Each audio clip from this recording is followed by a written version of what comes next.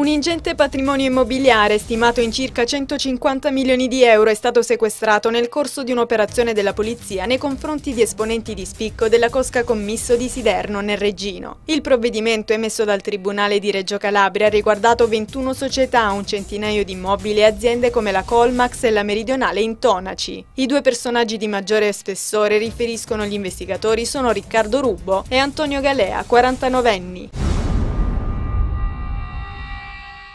Un ragazzo di 22 anni, Giuseppe Cannizzaro, pregiudicato di Sinopoli, è stato arrestato ed il fratello Domenico denunciato in stato di libertà dai carabinieri della compagnia di Villa San Giovanni per resistenza, violenza e minaccia a pubblico ufficiale, lesioni personali aggravate e tentato omicidio, commessi ai danni di due carabinieri in servizio di controllo del territorio a Sinopoli. L'episodio risale al 1° luglio scorso durante un normale controllo di polizia.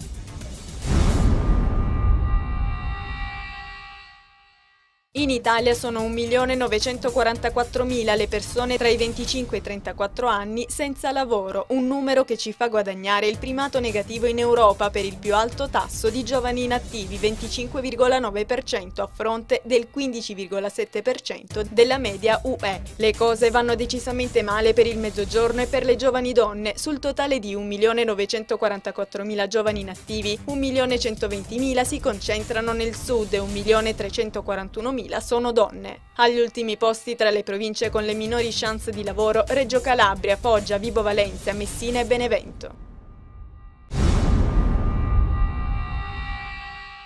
Firmato questa mattina il protocollo d'intesa tra il Comune di Catanzaro, rappresentato dall'assessore alle politiche sociali Fulvio Scarpino, e la Fondazione Calabria Etica, con Pasqualino Ruperto, per l'avvio del servizio di segretariato sociale a Catanzaro e negli altri centri che fanno parte del distretto per la non autosufficienza. La Fondazione fornirà un'azione di supporto ad ampio spettro nell'ambito dei servizi sociali che dovranno gestire 31 comuni. Per quanto riguarda Catanzaro, il servizio sarà attuato nel centro sociale di base dell'Aranceto.